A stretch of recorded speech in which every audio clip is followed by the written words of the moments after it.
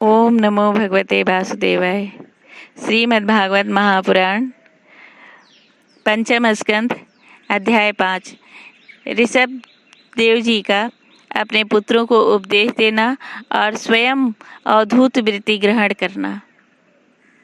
श्री ऋषभ देव जी ने कहा, पुत्रों, इस मर्त्य लोक में यह मनुष्य शरीर दुखमय विषय भोग प्राप्त करने के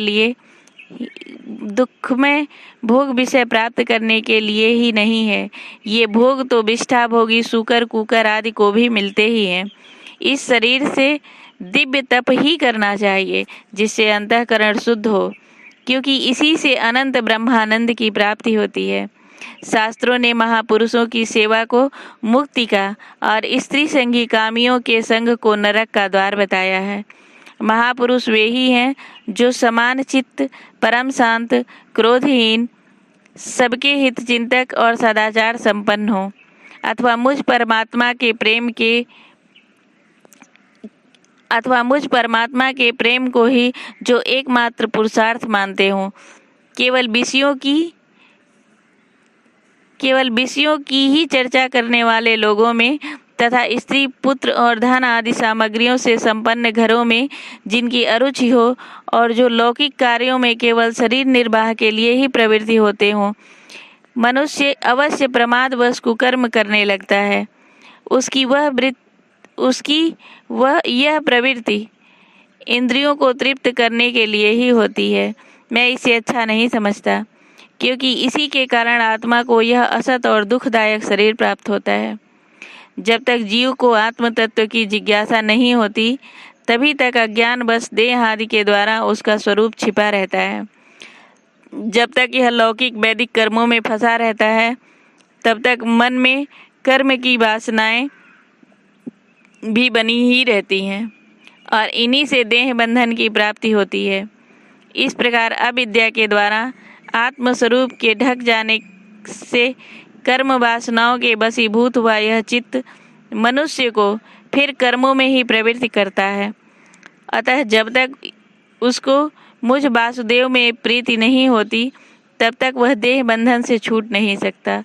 स्वार्थ में पागल जीव जब तक विवेक दृष्टि का आश्रय लेकर इंद्रियों की चेष्टाओं को मिथ्या नहीं देखता, तब तक आत्मस्वरूप की स्मृति खो बैठने के कारण वह अज्ञान बस विषय प्रधान गृह आदि में ही आसक्त रहता है और तरह तरह के क्लेश उठाता रहता है।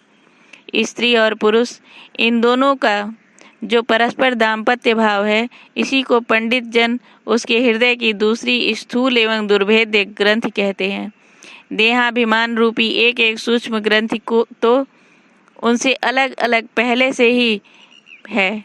इसी कारण जीव को देह इंद्रियादि के अतिरिक्त घर, खेत, पुत्र, स्वजन और धन आदि में भी मैं और मेरेपन का मोह हो जाता है। जिस समय कर्म वासनाओं के कारण पड़ी हुई इसकी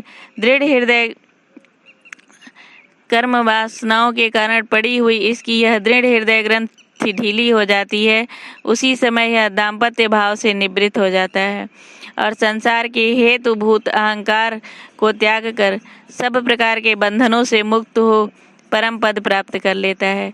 पुत्रों, संसार सागर से पार होने में कुशल तथा धैर्य, उद्यम, सत्व गुण विशिष्ट पुरुष को चाहिए कि सबके आत्मा और गुण स्वरूप मुझ भगवान में भक्ति भाव रखने से, मेरे परायण रहने से, तृष्णा के त्याग से, सुख दुख आदि द्वंद्वों के सहने से जीव को सभी योनियों में दुख ही उठाना पड़ता है। इस विचार से, तत्व जिज्ञासा से, तप से, सकाम कर्म के त्याग से, मेरे ही लिए कर्म करने से, मेरी कथाओं का नित्य प्रति श्रवण करने से, मेरे भक्तों के संग और मेरे गुणों के कीर्तन से, बैर त्याग से, समता से, शांति से और शरीर तथा घर आदि में मैं मेरेपन के भाव को त्यागने की इच्छा से, अध्यात्म शास्त्र के अनुशीलन से, एकांत सेवन से, प्राण, इंद्रिय और मन के संयम से, शास्त्र और सत्पुरुषों के वचन में यथार्थ बुद्धि रखने से, पूर्ण ब्रह्मचर्य से, कर्तव्य कर्मों में निरंतर सावधान रहने से, वाणी के संयम से, सर्वत्र मेरी ही सत्ता देखने से, अनुभव ज्ञान सहित तत्व विचार से और योग साधन से अहंकार रूप अपने लिंग शरीर को लीन कर दे। मनुष्य को चाहिए कि वह सावधान रहकर अविद्या से प्राप्त इस हृदय ग्रंथि रूप बंधन को शास्त्रोक्त रीति से इन साधनों के द्वारा भली भांति काट डाले, क्योंकि यही कर्म संस्कारों के रहने का स्थान है। तदंतर साधन का भी परित्याग कर दे। जिसको मेरे लोक की इच्छा हो अथवा जो मेरे अनुग्रह की प्राप्ति को ही परम पुरुषार्थ मानता हो, वह राजा हो तो अपनी अबोध प्रजा को, गुरु अपने शिष्यों को, पिता अपने पुत्रों को ऐसी ही शिक्षा दे। अज्ञान के कारण यदि वे उस शिक्षा के अनुसार न चलकर कर्म को ही परम पुरुषार्थ मानते रहे, तो भी उन पर क्रोध न करके उन्हें समझा बुझाकर कर्म में प्रवृत्त न होने दे। उन्हें विषयासक्ति युक्त काम्य कर्मों में लगाना तो ऐसा ही है जैसे किसी अंधे मनुष्य को जानबूझकर गड्ढे में ढकेल देना। इससे भला किस पुरुषार्थ की सिद्धि हो सकती है? अपना सच्चा कल्याण किस बात में है, इसको लोग नहीं जानते। इसी से वे तरह तरह की भोग कामनाओं में फंसकर तुच्छ क्षणिक सुख के लिए आपस में बैर ठान लेते हैं और निरंतर विषय भोगों के लिए ही प्रयत्न करते रहते हैं। वे मूर्ख इस बात पर कुछ भी विचार नहीं करते कि इस बैर विरोध के कारण नरक आदि अनंत घोर दुखों की प्राप्ति होगी। गड्ढे में गिरने के लिए उल्टे रास्ते से जाते हुए मनुष्य को जैसे आँख वाला पुरुष उधर नहीं जाने देता, वैसे ही अज्ञानी मनुष्य को अविद्या में फंसकर दुखों की ओर जाते देखकर कौन ऐसा दयालु और ज्ञानी पुरुष होगा जो जानबूझकर भी उसे उसी राह पर जाने दे या जाने के लिए प्रेरणा करे। जो अपने प्रिय संबंधी को भगवत भक्ति का उपदेश देकर मृत्यु की फांसी से नहीं छुड़ाता, वह गुरु नहीं है। स्वजन स्वजन नहीं है, वह गुरु गुरु नहीं है। स्वजन स्वजन नहीं है, पिता पिता नहीं है, माता माता नहीं है, इष्ट देव नहीं है और पति पति नहीं है। मेरे इस अवतार शरीर का रहस्य साधारण जनों के लिए बुद्धिगम्य नहीं है। शुद्ध सत्व ही मेरा हृदय है और उसी में धर्म की स्थिति है। मैं अधर्म को अपने से बहुत दूर पीछे की ओर ढकेल दिया है। इसी से सत्पुरुष मुझे ऋषभ कहते हैं। तुम सब मेरे उस शुद्ध सत्व में हृदय से उत्पन्न हुए हो, इसलिए मत्सर छोड़कर अपने बड़े भाई भरत की सेवा करो। उसकी सेवा करना ही मेरी सेवा करना है और यही तुम्हारा प्रजा पालन भी है। अन्य सब भूतों की अपेक्षा वृक्ष अत्यंत श्रेष्ठ हैं, उनसे चलने वाले जीव श्रेष्ठ हैं और उनसे भी कीट आदि की अपेक्षा ज्ञान युक्त पशु आदि श्रेष्ठ हैं। पशुओं से मनुष्य, मनुष्यों से प्रथम गण, प्रथमों से गंधर्व, गंधर्वों से सिद्ध और सिद्धों से देवताओं के अनुयायी किन्नर आदि श्रेष्ठ हैं। उनसे असुर, असुरों से देवता और देवताओं से भी इंद्र श्रेष्ठ हैं। इंद्र से भी ब्रह्मा के पुत्र दक्ष आदि प्रजापति श्रेष्ठ हैं। ब्रह्मा आदि के पुत्रों में रुद्र सबसे श्रेष्ठ हैं। वे ब्रह्मा जी से उत्पन्न हुए हैं, इसलिए ब्रह्मा जी उनसे श्रेष्ठ हैं। वे भी मुझसे उत्पन्न हैं और मेरी उपासना करते हैं, इसलिए मैं उनसे भी श्रेष्ठ हूँ। परंतु ब्राह्मण मुझसे भी श्रेष्ठ है, क्योंकि मैं उन्हें पूज्य मानता हूँ। सभा में उपस्थित ब्राह्मणों को लक्ष्य करके विप्रगण, दूसरे किसी भी प्राणी को मैं ब्राह्मणों के समान भी नहीं समझता, फिर उनसे अधिक तो मान ही कैसे सकता हूँ। लोग श्रद्धा पूर्वक ब्राह्मणों के मुख में जो अन्न आदि आहुति डालते हैं, उसे मैं जैसी प्रसन्नता से ग्रहण करता हूँ, वैसी अग्निहोत्र से में होम की हुई सामग्री को स्वीकार नहीं करता। जिन्होंने इस लोक में अध्ययन आदि के द्वारा मेरी वेद रूपा अति सुंदर और पुरातन मूर्ति को धारण कर रखा है, तथा जो परम पवित्र सत्व गुण, सम, दम, सत्य, दया, तप, तितिक्षा और ज्ञान आदि 8 गुणों से संपन्न है, उन ब्राह्मणों से बढ़कर और कौन हो सकता है।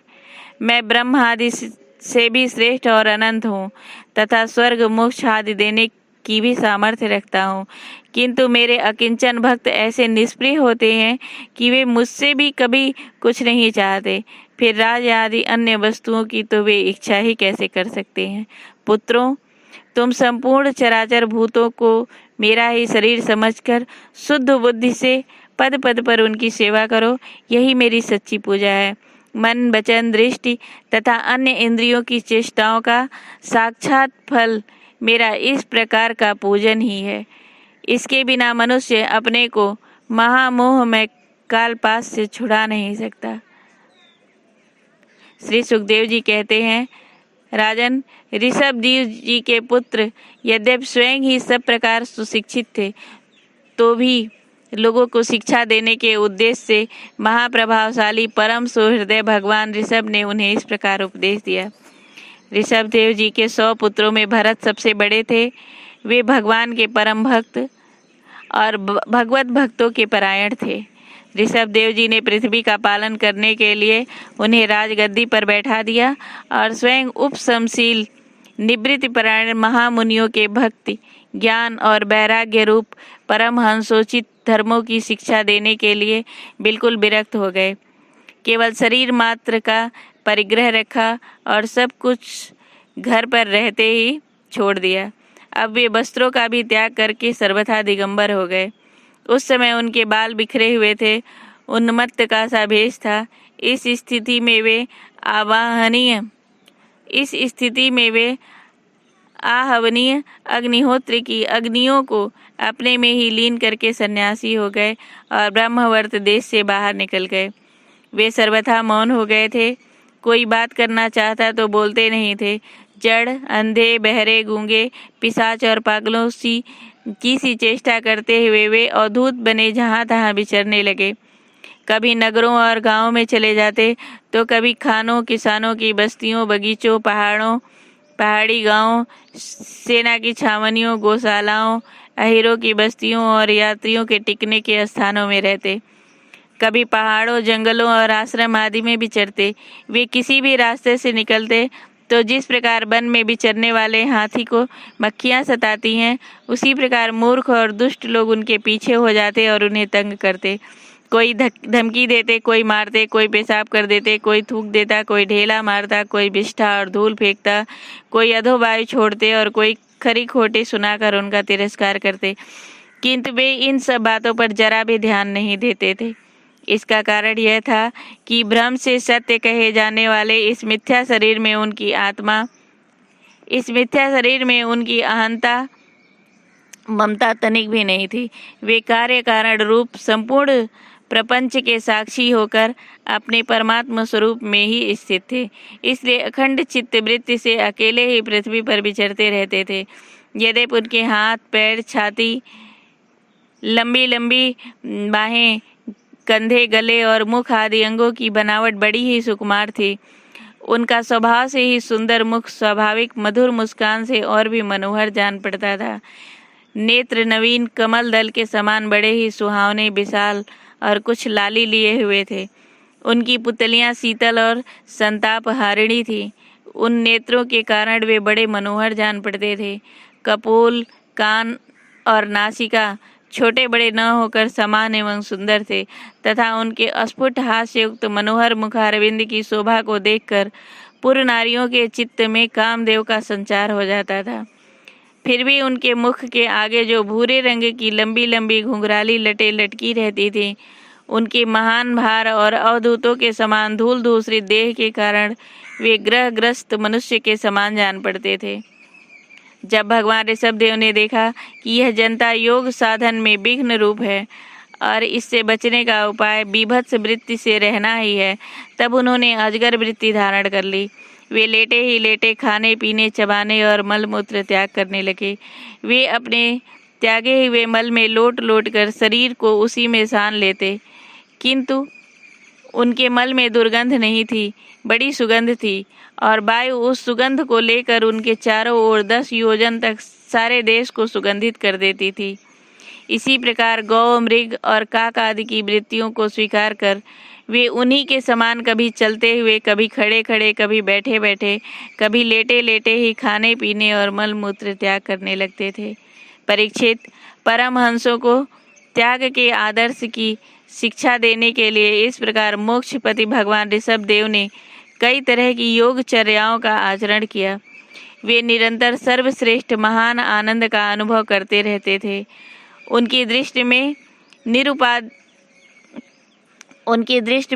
निरुपाधिक रूप से संपूर्ण प्राणियों के आत्मा अपने आत्मस्वरूप भगवान वासुदेव में किसी प्रकार का भेद नहीं था। इसलिए उनके सभी पुरुषार्थ पूर्ण हो चुके थे। उनके पास आकाश गमन मनोजवित्व मन की गति के समान ही शरीर की इच्छा करते ही सर्वत्र पहुंच जाना, अंतर्ध्यान परकाया प्रवेश, दूसरों की बातें सुन लेना, दूसरों के शरीर में प्रवेश कर लेना और दूर के दृश्य देख लेना आदि सब प्रकार की सिद्धियां अपने आप ही सेवा करने को आईं, परंतु उन्होंने उनका मन से आदर या ग्रहण नहीं किया। प्रेम से बोलो श्री भागवत भगवान की जय।